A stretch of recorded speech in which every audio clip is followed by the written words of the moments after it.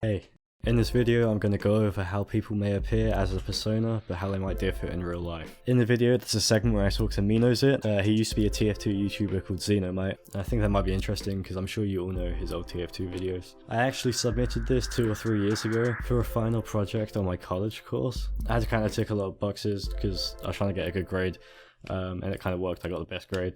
But it might seem a bit weird as an actual YouTube video, but I still think it's a really interesting topic to talk about, even though it was a few years ago, and it's quite cringy to look back on for me, just as some content, because my big video is coming out at the end of this week. That's a TF2 video as well, so I hope you enjoy. Everyone knows that people cover, manipulate, and distort their identities online. It might not be a generalized rule that everyone does it, but it is almost an innate assumption that people do so. Although I don't personally agree with the manipulation of myself online, as I feel that it isn't good for your mental health, it doesn't take a long amount of time to understand why people do it. People want to show the better side of themselves, to prove to other people why they are worthy of acceptance, and gain validation from likes, shares, followers, or whatever the newest social media's term is for essentially boosting someone's ego or feeding someone into the need for validated narcissism. It allows people to make them feel better about themselves and be able to compare themselves to others who are in fact doing the exact same thing. This synthetic image that people create is also a tool in the business world. Upon googling someone's name, you can instantly access all of their personal opinions and everything surrounding that individual, tracking back even to their first Farm Simulator Facebook Flash game high score from 2010. It's understandable. Why wouldn't you want to show your best self to an employer? That is, of course, if your best self is even representative of yourself at that point. The topic of virtually covering yourself online has been widely talked about already, and the implications and side effects of doing so on your mental health is for the most case already known, even if it is being ignored by a majority of people, getting Instagram to 800 million users. Because of this, I thought it would be a lot more interesting and fresh to explore the entertainment industry, but not necessarily TV entertainment such as game shows or trivial chat shows. People covering their true personalities are different in those scenarios. Hosts and comedians are hired and told how to behave and act, and how to cover themselves for the most part. They are, to put it simply, doing their job. Obviously, this is dependent on the context. Some comedians obviously develop their own characters themselves, but instead of cherry-picking specific instances, I feel like it would be more interesting to look into YouTube, probably the fastest growing entertainment site currently in the world. The aspect that makes online entertainment such as YouTube interesting, especially from the perspective of covering, is that for the vast majority, content is planned, recorded, and edited by an individual. They are in control of how much they cover themselves, and they decide to stay true to their own personality or to fabricate a new one. In this video, we explore why people do this, how they do it, and what impact this has.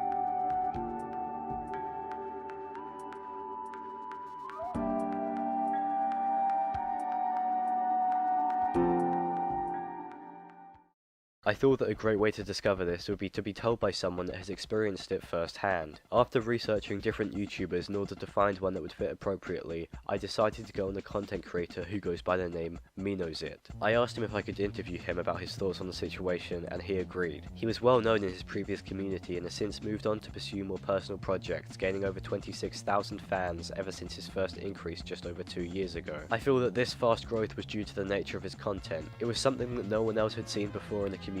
He spoke his true opinions, which were frequently controversial, with an often vulgar and adult tone. He said that this was in order to fine-tune his audience, aiming for one that he could resonate more with, rather than the more typical child fan base. I initially created a really repulsive persona for my channel, because I wanted to dissuade people away from being, forming, parasocial relationships with me, because I feel like that's a really unhealthy thing for... The fucking crumb just, came up back into my throat. I shouldn't have been eating while giving this interview. But, I feel like it's a really unhealthy thing for kids to have, and I was aware that kids would be watching me, so I wanted to, dissuade maybe that, either that audience or that behavior. Unfortunately, it didn't work, because now I just have edgy young kids that follow me. And, a lot of the opinions I do hold are my own, but I do play it up to some degree, I feel, because, like, obviously someone, typically people like people that are, I guess, more mild-mannered, I suppose. Although this ended up not working completely as he had planned, it is a good indicator as to why people change themselves online, to choose what audience they want to entertain and what they want their fan bases to be like. After my nerves had somewhat calmed down from the fact that I was in a call with someone that I would consider myself a fan of, it became very clear that although his personality wasn't as eccentric as in his videos, it was clear that he certainly doesn't cover up his personality in his videos, which you can probably easily tell by the previous clip.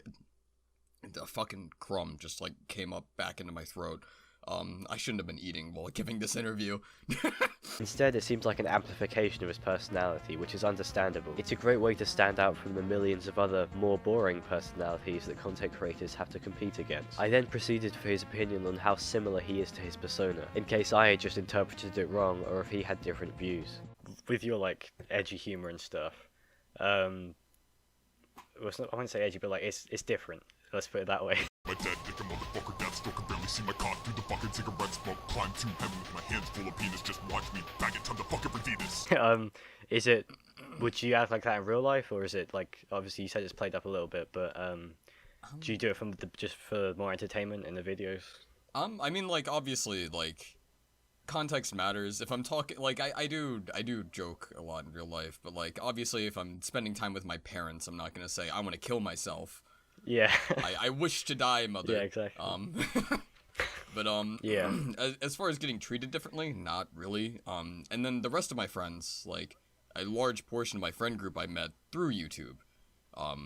So, like, they were always aware of my YouTube channel. If they would have treated me different otherwise, I would have had no ability to know that. Although the conversation strayed from the original point slightly, it ticks two of the boxes that I had hoped to with the interview. He explained that for him personally, it depends on the context, on how similarly he acts to his YouTube persona, but the fact that he does act similarly indicates that he does not change completely. In this segment, he also partly answered the question on what effect it had, and by what I've heard, it doesn't seem to affect him too much in his personal life. That being said, why would it have a large effect when it seems like he doesn't change his personality? One thing that has always crossed my mind is how personas can be held accountable for action. With laws on free speech being restricted in recent times, could a persona be the form of satire? Should the person behind the persona be held accountable for a joke for something that is arguably fictional? Personally, I think it should be taken by a case-by-case basis depending on the intent of the persona. Is it just a parody? Is it a complete satire and joke? Or is it a shield and defense from criticism? Noah luckily touched on this during the interview. Just because I have a persona doesn't mean that the things that I say don't reflect on me. And if I say something absolutely abhorrent, I would want people to be able to hold me accountable for that. Like the PewDiePie scandal with him dropping the N-bomb. If I were to fuck up that badly, I want to be able to be held accountable for that instead of just hiding behind a persona. I agree with what he said, especially as in his case it seems that his internet personality isn't necessarily a cover, but more so as an extension of himself, or an amplification. However, in other characters such as satire or parodies, it will be more difficult to classify actions as acceptable or not acceptable. Some people argue and believe that a persona isn't something that is fabricated, and that is someone's true personality with nothing holding them back. Here's what Noah, or Menozit, said, having experience with his own online persona. Would you say that in a lot of cases, when people have a character, it's either their true colours, like that's who they actually are, and they just change themselves for real life, or do you think that they are just playing a completely fictional character? Again, I think it is a case-by-case basis. I think a lot of IRL streamers tend to have, or like people who create a lot of content to the point where it actively becomes like part of their daily life, like people who stream like nearly every moment of the day. Yeah. Kind of start off with a personality, but the more they do that, obviously, the more ingrained it becomes in their behavior.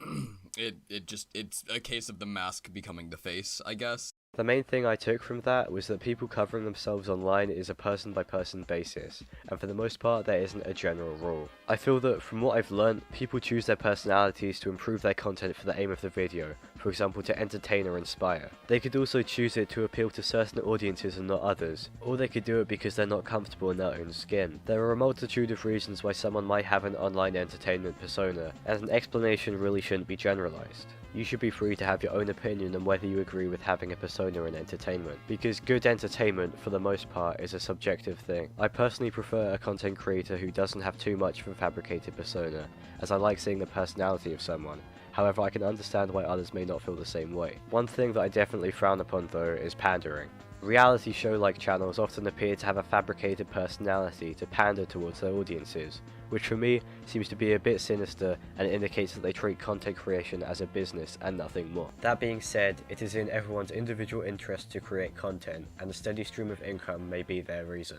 I'll leave you to form your own opinion on the topic, but hopefully this video has shown you an insight into covering personalities in the online entertainment industries that you may not have had before. Now ask yourself this question: do you cover yourself online, and is it worth it?